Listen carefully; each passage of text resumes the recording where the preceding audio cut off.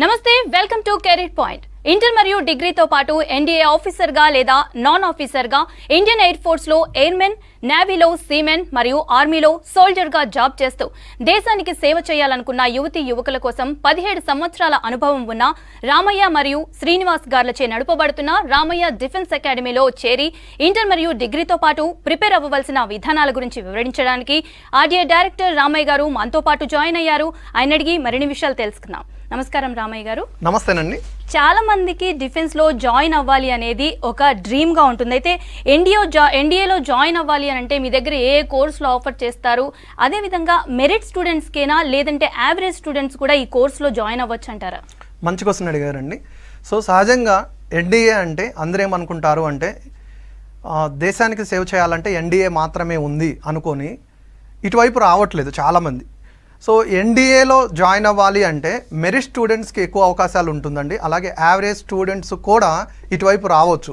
అది ఎలా అంటే ఎన్డీఏ గురించి పూర్తిగా మనం ఎలిజిబిలిటీ క్రైటీరియా చూసుకున్నట్లయితే 15.5 నుంచి 15.5 సంవత్సరం నుంచి 18.5 సంవత్సరం లోపు వయసున్న వాళ్ళు అమ్మాయిలు కానీ అబ్బాయిలు కానీ ఇటువైపు రావచ్చండి. అయితే వాళ్ళు ఇంటర్మీడియట్ ఫస్ట్ ఇయర్ కంప్లీట్ చేసుకొని సెకండ్ ఇయర్ చదువుతున్నప్పుడు ఇంటర్మీడియట్ ఎంపీసీ అయితేనేమో ఎక్కువ అవకాశాలు ఉంటుంది, లేదా ఇంటర్మీడియట్ ఏ గ్రూప్ తీసుకున్నా కూడా ఈ ఎగ్జామ్ రాసుకోవడానికి అర్హత ఉంటుంది. వీళ్ళు ఫస్ట్ అప్లికేషన్ పెట్టుకోవడం జరుగుతుంది. ఈ అప్లికేషన్ పెట్టుకున్న తర్వాత వీళ్ళకంటూ ఎగ్జామ్ అనేది కండక్ట్ చేస్తారండి. ఈ ఎగ్జామ్ కండక్ట్ చేసే ముందుగా వాళ్ళకి హైట్ విషయంలో చూసుకున్నట్లయితే సో ఎయిర్ ఫోర్స్లో పర్టికులర్గా చూసినట్లయితే 2 రకాల బ్రాంచెస్ ఉంటాయండి. ఎన్డీఏలో ఆఫీసర్గా ఇండియన్ ఎయిర్ ఫోర్స్లో మనం ఒక జాబ్ సాధించాలి అనుకుంటే ఎయిర్ ఫోర్స్కు సంబంధించి ఏజ్ క్రైటీరియా చూసుకున్నట్లయితే హైట్ గురించి సో అమ్మాయిలకు సంబంధించి 162.5 సెంటీమీటర్స్ హైట్ ఉండాలి. అలాగే అబ్బాయిలు కూడా ఫ్లయింగ్ బ్రాంచ్కి సంబంధించి 162.5 సెంటీమీటర్స్ హైట్ ఉండాలి.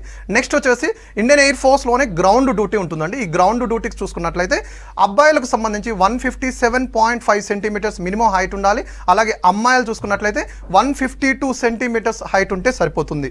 నెక్స్ట్ ఇండియన్ నేవీలో ఎన్డీఏకి సంబంధించి ఆఫీసర్ అవ్వాలి అంటే అమ్మాయిలకు సంబంధించి హైట్ చూసుకున్నట్లయితే 152 సెంటీమీటర్స్ ఉండాలి. అలాగే అబ్బాయిలకు సంబంధించి 157 సెంటీమీటర్స్ మినిమం హైట్ ఉండాలి. అలాగే ఇండియన్ ఆర్మీలో చూసుకున్నట్లయితే అమ్మాయిలకు సంబంధించి అలాగే అబ్బాయిలకు సంబంధించి మినిమం 157 సెంటీమీటర్స్ అబో హైట్ ఉన్న వాళ్ళు మాత్రమే ఇటువైపు రావడానికి అవకాశం ఉంటుంది. అయితే 15.5 నుంచి 18.5 సంవత్సరం లోపు ఉన్న వాళ్ళకి హైట్ విషయంలో 2 సెంటీమీటర్ల వరకు అవకాశం ఇస్తారు. ఎందుకు అంటే 18 సంవత్సరాల లోపు పెరిగే వాళ్ళు కొంతమంది ఉంటారు కాబట్టి 18 సంవత్సరాల తర్వాత హైట్ గ్రోత్ అనేది తగ్గిపోతుంది కాబట్టి 2 సెంటీమీటర్ల వరకు ఎక్స్క్యూజ్ ఇస్తారనమాట. సో వాళ్ళకి రిలాక్సేషన్ విషయంలో. నెక్స్ట్ ఇక ఈ విధంగా ఫస్ట్ వచ్చేసి ఎన్డీఏలో ఎగ్జామ్ కండక్ట్ చేస్తారండి. సో ఈ ఎగ్జామ్కి సంబంధించి 900 మార్క్స్కి క్వశ్చన్ పేపర్ ఉంటుంది. ఈ 900 మార్క్స్కి సంబంధించిన ఎవరైతే క్వాలిఫై అవుతారో వాళ్ళకి సంబంధించి నెక్స్ట్ లెవెల్కి ఇంటికి కాల్ లెటర్ వస్తుంది. నెక్స్ట్ లెవెల్ ఏంటి, ఎస్ఎస్బి ఇంటర్వ్యూ ఉంటుందండి. ఈ ఎస్ఎస్బి ఇంటర్వ్యూకి సంబంధించి ఎవరైతే సెలెక్ట్ అయ్యారో వాళ్ళకి సో కాల్ లెటర్లోనే మనం ఇంటర్వ్యూ కోసం వెళ్ళడం కోసం అప్ అండ్ డౌన్ ట్రావెల్ ఎలివెంట్స్ ప్రొవైడ్ చేస్తూ 5 డేస్ ఇంటర్వ్యూ కోసం మనల్ని రమ్మని చెప్తారు. ఈ 5 డేస్ ఇంటర్వ్యూ అనేది ఎలా ఉంటుంది అంటే ఫస్ట్ వీళ్ళు టికెట్స్ బుక్ చేసుకున్న తర్వాత ఆ వెన్యూకి వెళ్ళిన తర్వాత వీళ్ళని రిసీవ్ చేసుకోవడానికి వెహికల్ ఉంటుంది. అది క్లియర్ కట్గా ఇన్స్ట్రక్షన్స్లో నీట్గా తెలియజేస్తారనమాట. సో ఎటు సైడ్ అయితే వెహికల్ ఉంటుందో అటు సైడ్కి మనం వెహికల్ దగ్గరకు వెళ్ళగానే అప్పటి వరకు ఉన్న స్టూడెంట్స్ని వాళ్ళు సార్ లేదా మేడం అని చెప్పేసి సంబోధిస్తారు స్టూడెంట్స్ని బేస్ చేసుకొని. సో వాళ్ళని రిసీవ్ చేసుకున్న తర్వాత వాళ్ళకి షెల్టర్ ప్రొవైడ్ చేసేసి 5 స్టార్ ట్రీట్మెంట్ ప్రొవైడ్ చేస్తారండి. ఎందుకు అంటే ఒక ఆఫీసర్ అవ్వడానికి దేశానికి సేవ చేయడం కోసం ఇటువైపు వచ్చారు కాబట్టి ఆల్రెడీ 50% ప్రాసెస్ కంప్లీట్ చేసుకొని బ్యాలెన్స్ 50% కోసం వచ్చారు కాబట్టి ఎంతమంది సెలెక్ట్ అవుతారో ఎవరికి తెలియదు. కాబట్టి ఆ ఇంటర్వ్యూ కండక్ట్ చేసిన తర్వాత నిర్ణయం తీసుకోవడం జరుగుతుంది. ఇంటర్వ్యూ అనేది 5 డేస్ ఉంటుందండి. ఇంటర్వ్యూలో ఎవరైతే సెలెక్ట్ అవుతారో వాళ్ళు ఫైనల్గా మెడికల్ చెకప్కి వెళ్తారు. ఈ మెడికల్ చెకప్ సంబంధించి ఎలా ఉంటుందంటే స్టూడెంట్ యొక్క బొటన్ వేల్ నుంచి టాప్ టు బాటమ్ హెడ్ వరకు బాడీ బయట బాడీ లోపల డిఫెన్స్ జాబ్కి సంబంధించి ఏవైతే టెస్టులు చేయాలో అన్ని రకాల టెస్టులన్నీ చేసి వాటిల్లో కూడా వీళ్ళు మెడికల్ పరంగా ఫిట్ అయితే అప్పుడు ఎగ్జామ్ అలాగే ఇంటర్వ్యూ అలాగే మెడికల్ ఈ మూడింటిని క్వాలిఫై అయినట్లుగా డిక్లేర్ చేసేసి వాళ్ళు ఎయిర్ ఫోర్స్లో కానీ నేవీలో కానీ ఆర్మీలో కానీ ఆఫీసర్ అవ్వడానికి అవకాశం ఉంటుందండి. ఇది ఎన్డీఏకి సంబంధించి. అయితే 15.5 నుంచి 18.5 లోపు అప్లికేషన్స్ ఎవరైతే క్వాలిఫై అవ్వరో వాళ్ళు ఎన్డీఏ అనేది క్వాలిఫై అవ్వడానికి అర్హత ఉండదండి. ఓకే సార్, అయితే సైనిక్ స్కూల్లో జాయిన్ అయితే ఎన్డీఏలో సీట్ సాధించవచ్చు. అయితే మీ అకాడమీలోనే ఎందుకు చేరాలి? ఓకే, సైనిక్ స్కూల్లో చిన్నప్పటి నుంచి వాళ్ళు డిసిప్లిన్ అలాగే దేశానికి సేవ చేయాలంటే ఈ హావభావాలతో ఉండాలి అని చెప్పేసి ప్రతి ఒక్కరికి పర్ఫెక్ట్గా ట్రైనింగ్ ఇస్తారండి. సో సైనిక్ స్కూల్లో చేరడంలో తప్పు లేదు, కానీ వాళ్ళు చేసేది ఏంటి అంటే కేవలం ఒక ఎన్డీఏ ఆఫీసర్ అవ్వాలి అనే ఉద్దేశంతో వాళ్ళని చిన్నప్పటి నుంచి అంటే 6th క్లాస్ నుంచి ఇంటర్మీడియట్ వరకు కూడా అదే ఫోకస్డ్గా ఉండేసి అదే వేలో తీసుకువెళ్తారు. కానీ ఇక్కడ మనం ఎన్డీఏ అప్లికేషన్స్ చూసుకున్నట్లయితే లక్షలాది మంది అప్లికేషన్స్ ఎన్డీఏలో అప్లై చేసుకుంటారు. కానీ దేశం మొత్తం మీద అబ్బాయిల విషయంలో చూసుకుంటే కేవలం 300 నుంచి 350 వరకు మాత్రమే అబ్బాయిలను తీసుకుంటారు. ఇకపోతే గర్ల్స్ని చూసుకున్నట్లయితే కేవలం 8 to 16 మెంబర్స్ని మాత్రమే తీసుకుంటారండి. అంటే ఇంత తక్కువ మందిని మాత్రమే సెలెక్ట్ చేస్తున్నారు కాబట్టి సో సైనిక్ స్కూల్స్లో వేలాది మంది స్టూడెంట్స్ చదువుతూ ఉంటారు దేశం మొత్తం మీద. సో వీళ్ళు కేవలం ఎన్డీఏ అని చెప్పేసి వాళ్ళని ఫోకస్డ్గా డైవర్ట్ చేయడం వలన ఎన్డీఏ ఒకవేళ క్వాలిఫై అవ్వకపోతే వాళ్ళు ఏం చేస్తున్నారంటే బయటకు వచ్చేసి రీసెంట్గా ఒక పేరెంట్ నాకు మొన్న ఒక 1 month బ్యాక్ పేరెంట్ ఫోన్ చేసి మా బాబు ఎన్డీఏ లాస్ట్ ఇయర్ అప్లై చేసుకున్నారండి, ఇప్పటివరకు క్వాలిఫై అవ్వలేదు, సైనిక్ స్కూల్లో మేము చిన్నప్పటి నుంచి సైనిక్ స్కూల్లోనే అతన్ని చదివిస్తున్నాము, తీరా ఎన్డీఏ క్వాలిఫై అవ్వలేదు సార్, ఇప్పుడు ఏం చేయాలి, ఎన్డీఏ అప్లై చేసుకోవడానికి కూడా అతనికి ఇప్పుడు ఎలిజిబిలిటీ క్రైటీరియా సరిపోవట్లేదు వయసు రీత్యా అని చెప్పేసి ఆయన బాధపడుతున్నారు. సో నేను మరి మిగతా జాబ్స్ కోసం ఎందుకు ట్రై చేయలేదండి, డిఫెన్స్లో నాన్ ఆఫీసర్ జాబ్ సాధించిన తర్వాత ఆఫీసర్ అవ్వచ్చు కదా, మీరు డైరెక్ట్గా ఆఫీసర్ కోసం ఎందుకు ట్రై చేశారు అంటే ఈ విషయం మాకు ఎవరు క్లారిటీ చెప్పలేదండి అన్నారు. అంటే సైనిక్ స్కూల్లో ఏం జరుగుతుందంటే కేవలం ఆఫీసర్ అవ్వడం కోసం మాత్రమే వాళ్ళని 24 గంటలు ట్రైనప్ చేయడం జరుగుతుంది. అందులో కొంతమంది మాత్రమే ఎన్డీఏ ఆఫీసర్గా అవుతూ ఉంటారు. అది కూడా కేవలం ఎన్డీఏ ఆఫీసర్గా ఎవరైతే ఉన్నారో వాళ్ళ పిల్లలు ఎవరైతే ఉన్నారో వాళ్ళు ఎన్డీఏ ఆఫీసర్గా అవడానికి చాలా అవకాశాలు ఉంటాయండి. లైక్ ఎగ్జాంపుల్ ఒక డాక్టర్ పిల్లల్ని డాక్టర్ చేయడం ఎంత ఈజీనో సేమ్ అలాగే ఎన్డీఏలో SSB officers SSB interview clear చేయడం కోసం వాళ్ళ పిల్లలకి ఇచ్చే సలహాలు అనేవి కరెక్ట్గా ఉంటాయి అన్నమాట. సో బయట వాళ్ళకి వచ్చేటప్పటికి బై బర్త్ తల్లిదండ్రుల నుంచి కొంత జీన్స్ రావాలి, అలాగే వాళ్ళు పెరిగే క్రమంలో అటు స్కూల్స్ నుంచి కానీ ఎన్విరాన్మెంట్ నుంచి కానీ వాళ్ళు నేర్చుకోవాల్సింది చాలా ఉంటుందన్నమాట.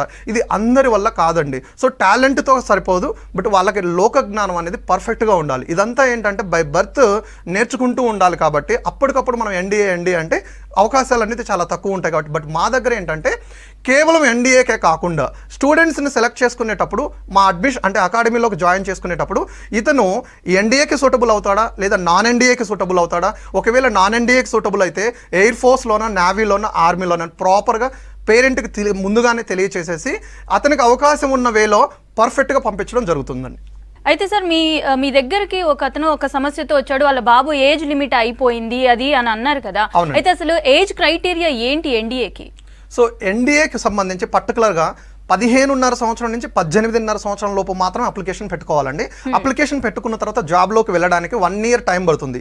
ఈ 1 yearలో అంటే సపోజ్ 15.5లో కనుక నేను అప్లికేషన్ పెట్టుకుని నా ఇంటర్మీడియట్ 2nd year చదువుతున్న టైంలో కనుక అప్లికేషన్ పెట్టుకుంటే అన్ని విధాలుగా నేను సెలెక్ట్ అయినట్లయితే సో నాకు జాబ్ వచ్చేటప్పటికి 16.5లో నేను అడుగు పెడతాను. అదే నేను 18.5లో కనుక అప్లికేషన్ పెట్టుకున్నట్లయితే సో జాబ్ సెలెక్షన్స్ అన్ని క్రైటీరియా మొత్తం కంప్లీట్ చేసుకొని జాబ్లోకి అడుగు పెట్టేటప్పటికి చూసుకున్నట్లయితే 19.5లో నేను అడుగు పెట్టడం జరుగుతుందండి. బట్ మేజర్గా మనం అప్లికేషన్ పెట్టుకునే వయసు చూసుకున్నట్లయితే పర్టికులర్గా 15.5 to 18.5 లోపు మాత్రమే అయి ఉండాలి. అయితే సార్ ఇప్పుడు మీరు చెప్పిన దాన్ని బట్టి 18.5 years తర్వాత కూడా ఎన్డీఏలో సెలెక్ట్ అవ్వలేదు, మరి వాళ్ళు ఆఫీసర్ అవ్వలేరంటారా? ఎలా అవుతారు? సో అవ్వచ్చు అండి. అది ఎలా అవ్వచ్చు అంటే సో నాన్ ఆఫీసర్స్ సంబంధించిన జాబ్లో సెలెక్ట్ అయ్యి ఇంటర్నల్ ప్రమోషన్స్ ఉంటాయండి. ఇంటర్నల్ ప్రమోషన్స్లో ఎవరైతే నాన్ ఆఫీసర్గా జాబ్ చేస్తూ ఉన్నారో వాళ్ళు సో 20 years లోపు ఆఫీసర్ అవ్వడానికి అవకాశాలు ఉంటాయన్నమాట. ఆ విధంగా ఇంటర్నల్ ప్రమోషన్ తీసుకొని సో నెక్స్ట్ స్టెప్ ఆఫీసర్ అవ్వడానికి అవకాశం ఉంటుందండి. నాన్ ఆఫీసర్ జాబ్ కోసం మీ దగ్గర ఎలాంటి కోర్సెస్ ఉన్నాయి, అండ్ మెరిట్ స్టూడెంట్స్కేనా లేదంటే యావరేజ్ స్టూడెంట్స్ కూడా ఈ కోర్సులు ఉన్నాయా? సో నాన్ ఆఫీసర్కి సంబంధించి మా దగ్గర జాయిన్ అవ్వాలి అంటే 10th క్లాస్ కంప్లీట్ చేసుకున్న వాళ్ళు ఇంటర్తో పాటు డిఫెన్స్ కోర్స్ కోసం జాయిన్ అవ్వచ్చు అండి.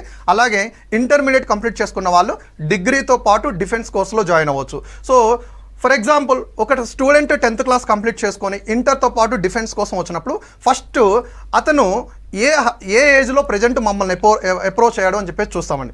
ఆయన కనుక 10th క్లాసు 14 సంవత్సరాల నుంచి 16 సంవత్సరాల మధ్యలో కనుక కంప్లీట్ చేసుకున్నట్లయితే సో ఇంటర్మీడియట్ కంప్లీట్ అవడానికి 2 years టైం పడుతుంది. అంటే 18 years వచ్చేటప్పటికల్లా ఇంటర్మీడియట్ అయిపోతుంది. ఆ తర్వాత డిఫెన్స్ లాంగ్ టర్మ్ 1 year అని చెప్తాం. అంటే మినిమం 3 years మా దగ్గర కనుక కోర్స్ తీసుకుంటే ఈ 3 yearsలో అతను డిఫెన్స్తో జాబ్ సాధించి ఇంటికి వెళ్ళడానికి అవకాశం పక్కా ఉంటుందండి. అయితే ఇప్పుడు మీరు అన్నట్టుగా డిఫెన్స్లో non officer selection, job selection ఎలా ఉంటుంది అండ్ మీరు ఎలాంటి ప్రణాళికలు వేస్తారు? ఓకే, నాన్ ఆఫీసర్ జాబ్ సాధించాలి అంటే ఫస్ట్ ఆఫ్ ఆల్ ఏంటి అంటే 3 రకాల క్రైటీరియా అనేది ఉంటుందండి. అంటే 3 రకాల టెస్టులు కండక్ట్ చేసి జాబ్ అనేది ప్రొవైడ్ చేస్తారు. ఈ 3 రకాల టెస్టుల్లో మొట్టమొదటిది వచ్చేసి ఆన్లైన్ ఎగ్జామ్ ఉంటుంది. ఈ ఎగ్జామ్కి సంబంధించిన సిలబస్ అనేది మేము intermediate first year, intermediate second year చదువుతున్న స్టూడెంట్స్కి ఈ 2 yearsలో 100% సిలబస్ కంప్లీట్ చేసేసుకొని థర్డ్ ఇయర్ వచ్చేటప్పటికల్లా ఈ ఎగ్జామ్ అతను కంప్లీట్ చేసుకోవడానికి వీలయ్యే విధంగా, అంటే ఇప్పుడు ప్రజెంట్ ఏదైతే అప్లికేషన్ పెట్టుకున్న తర్వాత ఫస్ట్ ఎంట్రన్స్ టెస్ట్ ఎగ్జామ్ ఉంటుందని చెప్పాం కదా, ఆ ఎగ్జామ్ క్వాలిఫై అయ్యే విధంగా చూసుకుంటాం. ఇకపోతే నాన్ ఆఫీసర్ అవ్వడానికి ఏజ్ క్రైటీరియా ఫస్ట్ చెప్పుకోవాలి. ఏజ్ క్రైటీరియా చూసుకున్నట్లయితే 17.5 సంవత్సరం నుంచి 21 సంవత్సరం వచ్చేలోపు జాబ్ సాధించాలండి. అంటే ఆ విధంగా ఉన్న వాళ్ళు మాత్రమే. సో ఇంటర్మీడియట్ కంప్లీట్ చేసుకొని అతను థర్డ్ ఇయర్కి వచ్చేటప్పటికి 17.5 అనేది 100% వస్తుంది కాబట్టి సో ఇతను అప్లికేషన్ పెట్టుకోవడానికి 3వ సంవత్సరంలో అర్హత ఉంటుంది. సో అప్లికేషన్ పెట్టుకున్న వెంటనే జాబ్ సాధించడానికి క్రైటీరియా చూసుకుంటే ఫస్ట్ వచ్చేసి ఎగ్జామ్ ఉంటుంది. ఈ ఎగ్జామ్ ఎవరైతే క్వాలిఫై అవుతారో వాళ్ళు మాత్రమే నెక్స్ట్ లెవెల్కి వెళ్తారు. నెక్స్ట్ లెవెల్ వచ్చేసి పిఎఫ్టీ ఉంటుందండి. PFT means physical fitness test, అంటే రన్నింగ్ పెడతారు అని అర్థం. అదే రన్నింగ్ అనేది ఎయిర్ ఫోర్స్లో కానీ నావీలో కానీ జాబ్ సాధించాలి అంటే అబ్బాయిల విషయంలో చూసుకున్నట్లయితే 1.6 కిలోమీటర్స్ వితిన్ 6 minutes 30 secondsలో క్వాలిఫై అవ్వాలి. అలాగే అమ్మాయిల విషయంలో చూసుకున్నట్లయితే 8 నిమిషాల లోపు క్వాలిఫై అవ్వాలి. నెక్స్ట్ ఎవరైతే ఈ ఎగ్జామ్ రన్నింగ్ క్వాలిఫై అవుతారో వాళ్ళు నెక్స్ట్ లెవెల్కి వెళ్తారండి. నెక్స్ట్ లెవెల్ చూసుకున్నట్లయితే మెడికల్ చెకప్ ఉంటుంది, 3వది. సో మెడికల్ చెకప్లో స్టూడెంట్ యొక్క బొటన్ వేల్ నుంచి టాప్ టు బోటం హెడ్ వరకు, బాడీ బయట బాడీ లోపల డిఫెన్స్ జాబ్కు సంబంధించి ఏవైతే టెస్టులు చేయాలో అన్ని రకాల టెస్టులన్నీ చేసి వాటిల్లో కూడా అతను ఫిట్ అయితే అప్పుడు exam, next running, medical checkup, ఈ 3టిని కన్సిడర్ చేసుకొని వాళ్ళకి జాబ్ ఇవ్వడం జరుగుతుంది. ఇది ఎయిర్ ఫోర్స్లో, నావీలో, ఆర్మీలో ఈ 3టిల్లో కూడా త్రీ టెస్టులు కండక్ట్ చేస్తారు. బట్ ఎయిర్ ఫోర్స్లో వచ్చేసి ఎక్స్ట్రా ఇంటర్వ్యూ అనే ప్రాసెస్ ఉంటుందండి. సో దాన్ని చూసుకున్నట్లయితే ఓల్డ్ ప్రాసెస్, ఇప్పుడు న్యూ ప్రాసెస్ అని చెప్పి 2 విధాలుగా కండక్ట్ చేస్తున్నారు. లాస్ట్ 1 year బ్యాక్ వచ్చేసి మనకి ఇంటర్వ్యూ ఉంటుంది, direct face to face interview ఉంటుంది. అది లాస్ట్ 1 year నుంచి పూర్తిగా తీసేసి ఓన్లీ జీడీ అని చెప్పేసి పెట్టారు. జీడీ means group discussion.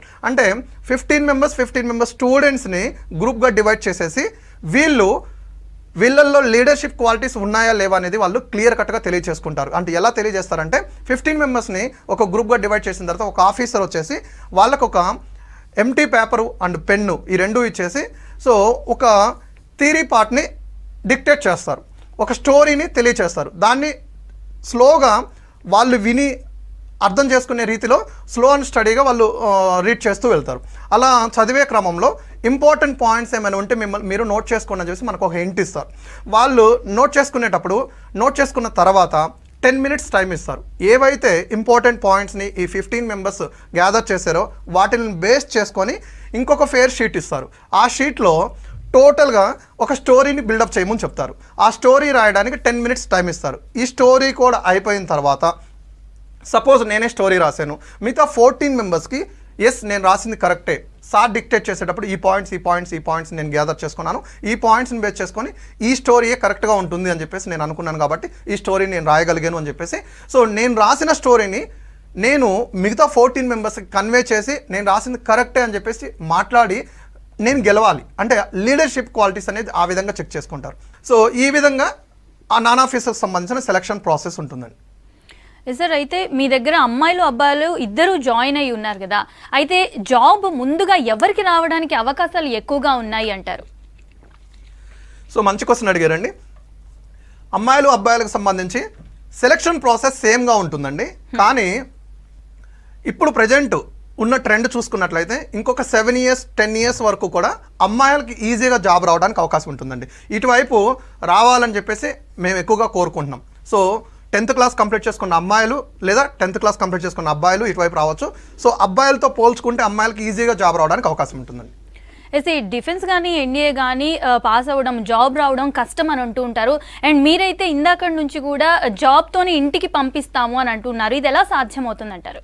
Okay, so మేము ఒక స్టూడెంట్కి అడ్మిషన్ ఇచ్చేటప్పుడు మా అకాడమీ యొక్క రూల్ ప్రకారం మేమేం చేస్తాము అంటే స్టూడెంట్ క్యాంపస్ విజిట్ చేసిన వెంటనే ఫస్ట్ ఆయనకి క్యాంపస్ మొత్తం చూపించి క్యాంపస్లో ఉన్న ఎన్విరాన్మెంట్ మొత్తం ఆయనకు నచ్చితే సో కౌన్సిలింగ్ కోసం వస్తారు. కౌన్సిలింగ్ కోసం వచ్చినప్పుడు సో ఆయనకు ఒక ఎంట్రన్స్ టెస్ట్ పెడతాం. సపోజ్ 10th క్లాస్ కంప్లీట్ చేసుకొని మా దగ్గరకు వస్తే 10th క్లాస్లో తన యొక్క బేసిక్స్ ఎలా ఉన్నాయని తెలుసుకోవడం కోసం మ్యాథ్స్ విషయంలో, సైన్స్ విషయంలో, అలాగే ఇంగ్లీష్ విషయంలో బేసిక్స్ అనేవి పర్ఫెక్ట్గా ఉన్నాయి లేవని చెక్ చేసుకుంటాం.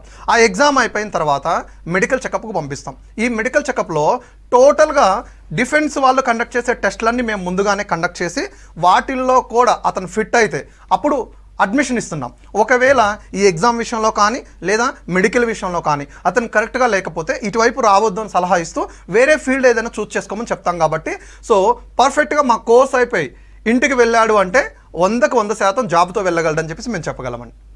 అయితే మీరు చాలా సక్సెస్ఫుల్గా చాలా బ్యాచెస్ని రన్ చేసి ఉంటారు. అయితే స్పెషల్లీ తెలంగాణ నుంచి చూస్తే ఎంత ఆసక్తిగా స్టూడెంట్స్ వస్తూ ఉన్నారు, ఎంత ఆసక్తిగా జాయిన్ అవుతూ ఉన్నారు? సో వేరే స్టేట్స్తో పోలిస్తే అంటే మన పక్కనే ఉన్న తెలుగు ఆంధ్ర రాష్ట్రంతో పోల్చుకున్నట్లయితే ఇక్కడ తెలంగాణ స్టూడెంట్స్ చూసుకుంటే డిఫెన్స్ వైపు వచ్చే వాళ్ళ సంఖ్య చాలా తక్కువ ఉందండి. దానికి కారణం ఏంటి అంటే అవేర్నెస్ లేదనమాట. ఇక్కడ తల్లిదండ్రుల్లో కానీ విద్యార్థుల్లో కానీ డిఫెన్స్ వైపు వెళ్ళాలి అంటే డిఫెన్స్ యొక్క అవగాహన పూర్తిగా వాళ్ళకు లేదు. సో సహజంగా నేనేం చెప్తున్నాను అంటే ఆంధ్ర వైపు చూడమని చెప్పండి, ప్రతి 10 మందిలో 6 మెంబర్స్కో 7 మెంబర్స్కో దీని పట్ల అవగాహన ఉంటుంది. బట్ ఇక్కడ 10 మెంబర్స్ని మనం ఎంక్వైరీ చేస్తే డిఫెన్స్ నాకేమీ తెలియదు అంటారు. కానీ ఎర్లీ ఏజ్లో జాబ్ సాధించి తన కాళ్ళ మీద తను నిలబడాలి అంటే కరెక్ట్ అయిన ప్లాట్ఫామ్ ఏంటి అంటే డిఫెన్స్ అండి.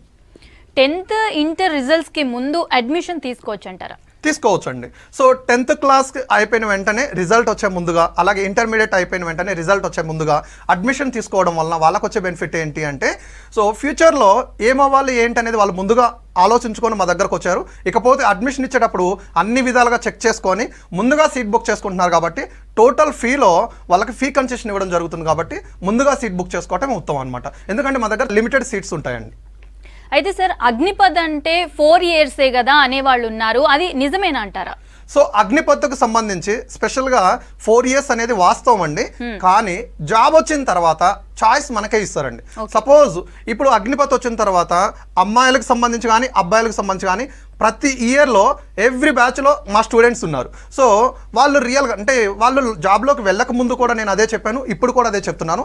జాబ్లోకి వెళ్ళిన తర్వాత సార్ మీరు చెప్పిందే కరెక్ట్ సార్ అని చెప్తున్నారు. అంటే దాని అర్థం ఏంటి అంటే అగ్నిపథ్లో మనం అడుగుపెట్టిన వెంటనే వాళ్ళు మనకు 2 రకాల ఆప్షన్స్ ఇస్తారు. 2 రకాల ఆప్షన్స్ ఏంటి? 4 years తర్వాత మీరు బయటకు వెళ్ళాలనుకుంటున్నారా, లేదా 4 years తర్వాత ఇక్కడే డిఫెన్స్లో కంటిన్యూ అవ్వాలనుకుంటున్నారా అని చెప్పేసి మనకు ఆప్షన్ ఇస్తారు.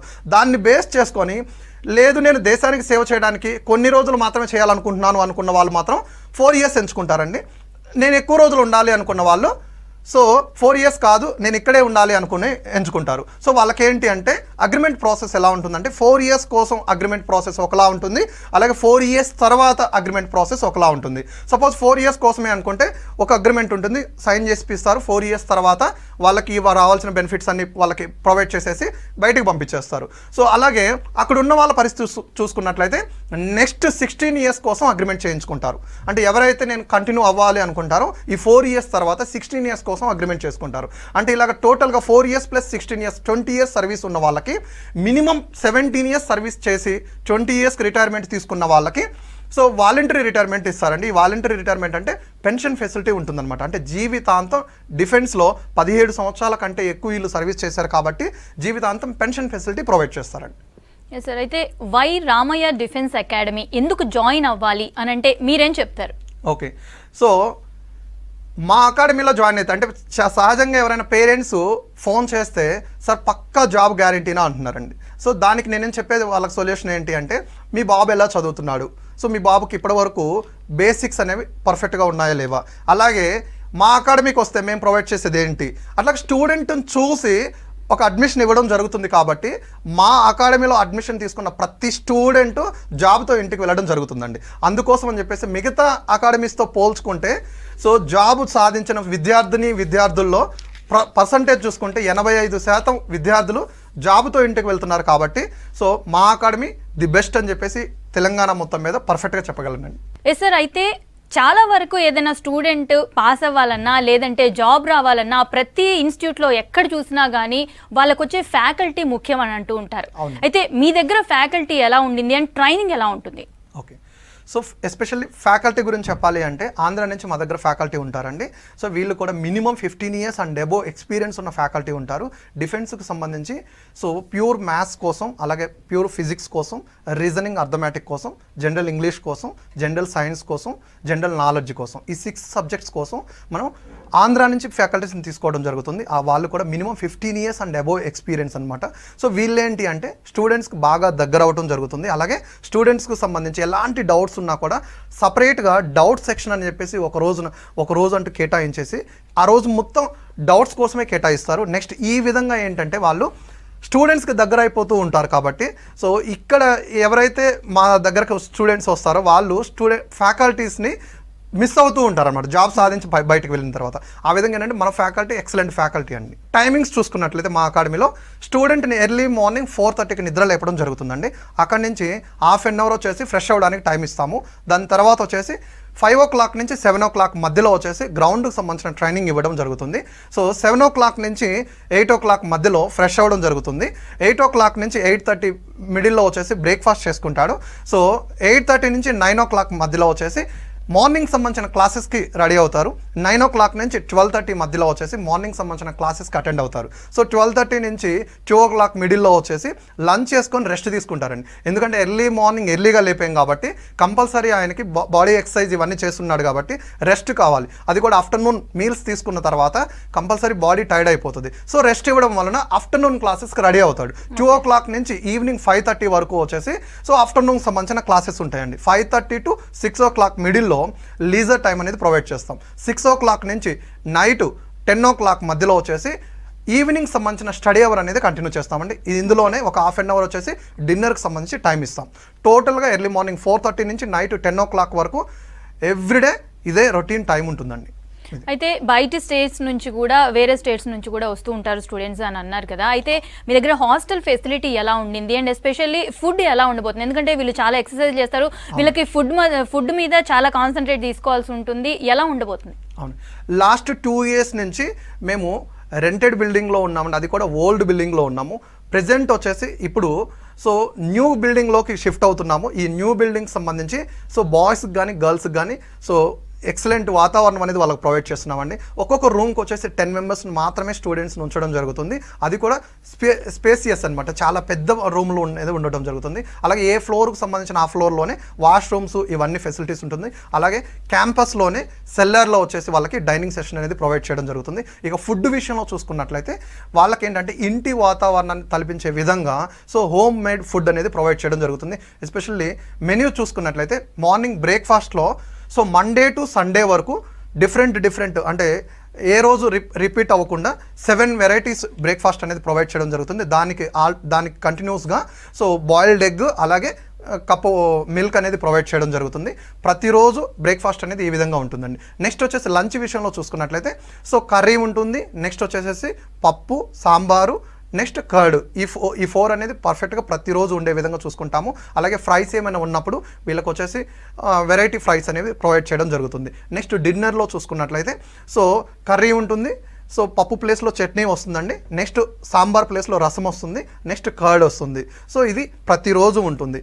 నెక్స్ట్ వెన్స్డే అండ్ సండే వచ్చేసి నాన్ వెజ్ అనేది ప్రొవైడ్ చేస్తామండి. చికెన్ అనేది ప్రొవైడ్ చేయడం జరుగుతుంది. అది కూడా సఫిషియెంట్గా స్టూడెంట్కి సరిపోయే విధంగా బౌల్ అనేది ప్రొవైడ్ చేయడం జరుగుతుందండి. సో ఈ ఫుడ్ అనేది మా పిల్లలకి ప్రతి ఒక్కరికి కూడా నచ్చి ఇంటి దగ్గర కంటే ఇక్కడే బాగుంటుందని చెప్పేసి వాళ్ళ ఫీడ్బ్యాక్ అండి. సార్, అయితే ఎయిర్ ఫోర్స్లో ఏ జాబ్స్ ఉంటాయి? ఓకే, ఎయిర్ ఫోర్స్లో స్పెషల్గా చూసుకున్నట్లయితే 2 రకాల జాబ్స్ ఉంటాయండి. గ్రూప్ ఎక్స్ టెక్నికల్కి సంబంధించింది, గ్రూప్ వై నాన్ టెక్నికల్కి సంబంధించింది. సో వీటికి సంబంధించిన ఏజ్ క్రైటీరియా చూసుకున్నట్లయితే 17.5 to 21 లోపు జాబ్ సాధించాలి. అమ్మాయిలు అబ్బాయిలు ఇద్దరు ఇటువైపు రావచ్చు. సో టెక్నికల్గా అన్నట్లయితే సో ఎయిర్ ఫోర్స్ అనేది ఫ్లైట్స్కి సంబంధించింది కాబట్టి ఫ్లైట్స్ పైకి వెళ్ళిపోయిన తర్వాత సో ఒక ప్లేస్ నుంచి ఒక ప్లేస్కి వెళ్ళడం కోసం వే అనేది మనకు అక్కడ ఉండదు కాబట్టి సో వీళ్ళు సిగ్నల్స్ డిపార్ట్మెంట్లో అంటే కింద వాళ్ళు సిగ్నల్స్ ప్రొవైడ్ చేస్తూ సో పైలట్కి ఈ ప్లేస్ నుంచి ఆ ప్లేస్కి వెళ్ళడం కోసం కమ్యూనికేషన్ విషయంలో టెక్నికల్గా వీళ్ళు సపోర్ట్ చేస్తూ ఉంటారు, గ్రూప్ ఎక్స్కి సంబంధించిన వాళ్ళు. అలాగే గ్రూప్ వై వాళ్ళు వచ్చేసి ఫ్లైట్ ల్యాండ్ అయ్యేటప్పుడు, ఫ్లైట్ టేక్ ఆఫ్ అయ్యేటప్పుడు వాళ్ళకి ఇవ్వాల్సిన సిగ్నల్స్ని ఇస్తూ గ్రూప్ వై వాళ్ళు నాన్ టెక్నికల్కి సంబంధించిన ట్రేడ్లో వర్క్ చేస్తూ ఉంటారండి. అయితే అదేవిధంగా నేవీలో ఏ జాబ్స్ ఉంటాయి? సో నేవీలో వచ్చేసి ఇండియన్ నేవీలో SSR సీనియర్ సెకండరీ రిక్రూట్ అని చెప్పేసి ఉంటుందండి. అలాగే MR మెట్రిక్ రిక్రూట్మెంట్ అని చెప్పేసి ఉంటుంది. MR వచ్చేసి 10th లెవెల్లో ఉన్న జాబ్స్ రాసుకుంటారు. అలాగే ఇంటర్మీడియట్ SSR వచ్చేసి ఇంటర్మీడియట్ లెవెల్లో మ్యాథ్స్, ఫిజిక్స్, కెమిస్ట్రీ ఈ 3 ఎవరైతే ఉన్నారో వాళ్ళు మాత్రమే రాసుకోవడానికి అర్హత ఉంటుందండి. అయితే అండి army, navy and air force ఈ మూడిట్లో ఎక్కువగా ఏ సెలెక్ట్ చేసుకుంటారు? ఎక్కువగా దేంట్లో జాయిన్ అవుతూ ఉంటారు? సో అంటే ఇది స్టూడెంట్ బేస్ చేసుకుని ఉంటుందండి. సహజంగా స్టూడెంట్ బాగా చదవగలడు అనుకుంటే ఎయిర్ ఫోర్స్ని చూస్ చేసుకుంటూ ఉంటాడు. అలాగే యావరేజ్గా ఉన్న వాళ్ళు నేవీని చూస్ చేసుకుంటూ ఉంటారు. బాగా డల్గా ఉన్న వాళ్ళు ఆర్మీని చూస్ చేసుకుంటూ ఉంటారండి. ఈ విధంగా ఉంటుంది. Okay sir, thank you so much. చాలా వాల్యుబుల్ ఇన్ఫర్మేషన్ ఇచ్చారు. ఇది ఇవాల్టి career point. Stay tune to V6 news.